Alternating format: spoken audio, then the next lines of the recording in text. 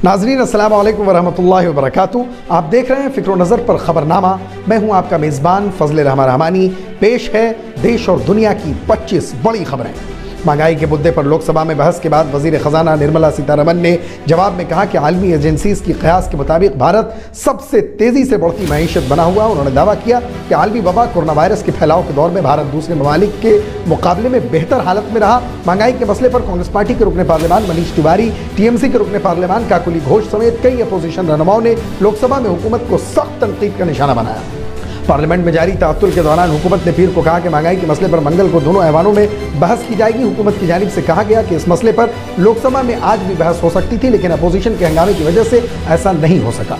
मध्य प्रदेश के जिला जबलपुर के निजी न्यू लाइफ स्पेशलिटी हॉस्पिटल में आग लग गई, जिसमें 8 अफराद के हलाक और तकरीबन 1 दर्जन लोगों के झुलसने की खबर है। हलाक होने वालों में 5 मरीज और 3 अस्पताल के अहलकार शामिल हैं।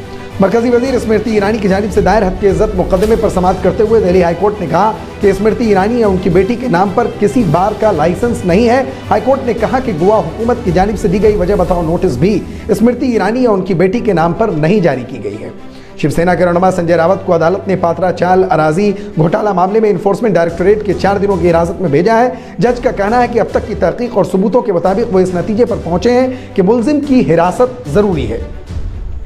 बिहार के जिला समस्तीपुर के विभूतिपुर थाना इलाके में गांव वालों ने एक नौजवान को पीट कर हलाक कर दिया। बताया जा रहा है कि हलाक शख्स बैल चोरी करने के इरादे से आया था और लोगों ने उसे रंगे हाथों पकड़ लिया और बेदर्दी से पिटाई कर दी, जिसकी वजह से नौजवान की मौके पर ही मौत हो गई। उत्तर प्रदेश के जिला कानपुर के फ्लोरेट्स इंटरनेशनल स्कूल में तराना के दौरान बच्चों को मुबैना तौर पर कलमा पढ़ाने पर तनाज़ुर शुरू हो गया। इस मामले पर स्कूल इंतजामिया का कहना है कि गुज़िश्ता 12-13 वर्षों से तराने के दौरान तमाम मज़ाहिब की दुआएं पढ़ाई जाती हैं। एक सवाल के जवाब में स्कूल इंतजामिया ने कहा कि यहाँ ज़ेर तालीम मुस्लिम तलबा को श्लोक याद है तो हिंदू तलबा को कलमा भी याद है।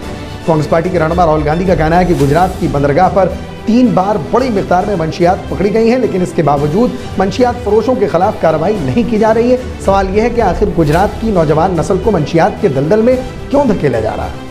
जयपुर में मुनक्किदा टॉक जर्नलिज्म तकरीब के फाइनल सेशन में शिरकत करने वाले AIMIM के सरबराह असदुद्दीन ओवैसी ने उदयपुर में कन्हैया लाल कत्ल को रियासती हुकूमत की नाकामी करार दिया। मोदी हुकूमत पर सख्त नुक्ताचीनी करते हुए ओवैसी ने कहा कि वो उम्मीद करते हैं कि भारत में श्रीलंका जैसे हालात पैदा न हों।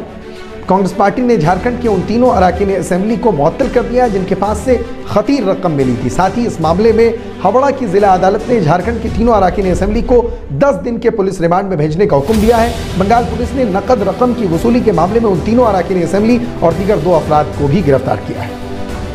केरला में मंकी पॉक्स की अलामात से मुतासरा एक शख्स की मौत के बाद रियासती हुकूमत ने आला सतही इंक्वायरी का हुक्म दिया है। रियासती वजीर सेहत वीना जॉर्ज ने कहा कि बैरून मुल्क कराए गए टेस्ट का नतीजा मुस्बत आया है। शदीद थकावट और इंकेफेलाइटिस की वजह से वो थिरुसूर में जेर इलाज थे। साथ ही वजीर ने कहा कि मंकी पॉक्स कोई जानलेवा बीमारी नहीं है। उन्होंने कहा कि इलाज में ताख़ीर की तहकीकात की जाएंगी। जमात इस्लामी के बानी और मुमताज़ आलिम दिन मौलाना सैयद अबुल आला मौदूदी की किताबों और मज़ामीन को निसाब से हटाने के मुतालबे पर प्रोफेसर उबैदुल्लाह फहद का कहना है कि मौलाना मौदूदी का कोई एक भी ऐसा जुमला नकल नहीं किया जा सकता जिसे कानून जमहूरियत या किसी भी दस्तूर के खिलाफ करार दिया जा सके। बैनुल-अक़वामी खबरें। हफ्ते के रोज़ इराक में शिया आलिम मुक़्तदा अस-सद्र के हामी एक हफ्ते में दूसरी बार कानून साज ऐवान में दाखिल हो गए। मुज़ाहिरीन ईरान के हामी वज़ारत उज़्मा के उम्मीदवार के तौर पर नामज़द किए जाने वाले मोहम्मद शिया अस-सुडानी के खिलाफ एहतजाज कर रहे हैं और अब ये मुज़ाहिरीन पार्लियामेंट में एक तवील धरने की तैयारी कर रहे हैं। ईरान में हालिया तूफ़ानी बारिशों से मुतअद्दिद रियासतों में हलाकतों की तादाद बढ़कर 56 हो गई है, जबकि 18 अफराद अब भी लापता हैं। ईरान में इस हफ्ते का तूफ़ान गुज़िश्ता दहाई में ईरान में बारिश और सैलाब की तबाहकारियों में सबसे ज़्यादा मौलिक है। अफगानिस्तान के जुनूब मगरबी सूबे निमरोज़ में ईरान के सरहदी फोर्सेज और तालिबान के दरमियान तसादुम में एक शख्स हलाक और दूसरा जख्मी हो गया। तुलु न्यूज़ के इतवार को अपनी रिपोर्ट में एक मकामी सरहदी कमांडर के हवाले से बताया कि तसादुम ज़िला कांग में हुआ, जिसके नतीजे में एक तालिबान जंगजू हलाक और दूसरा जख्मी हुआ है।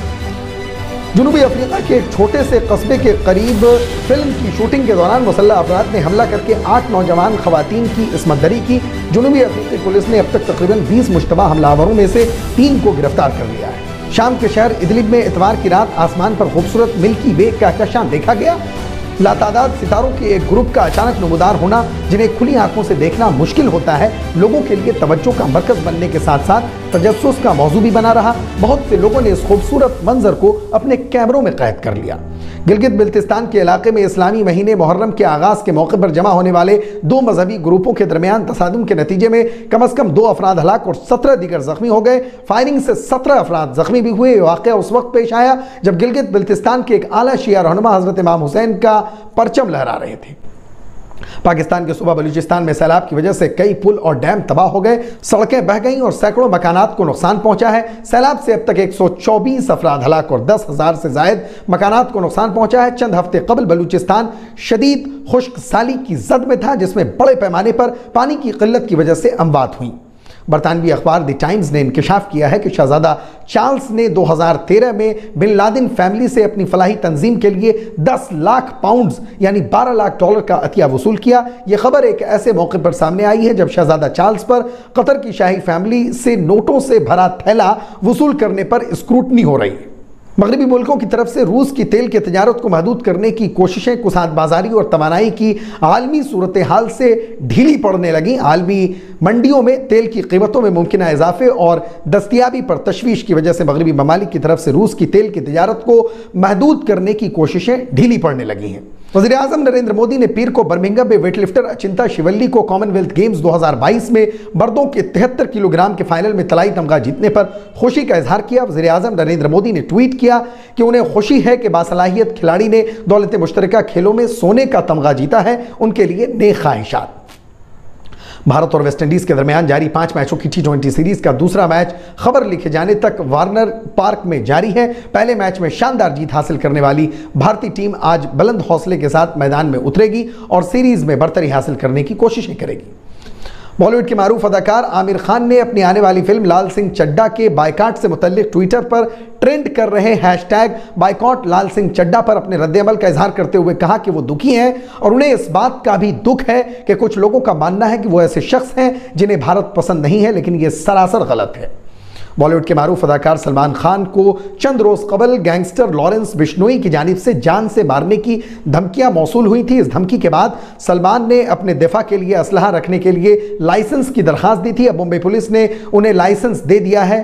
नाजरीन, खबरनामे में इतना ही। जल्द मुलाकात होगी। शुक्रिया।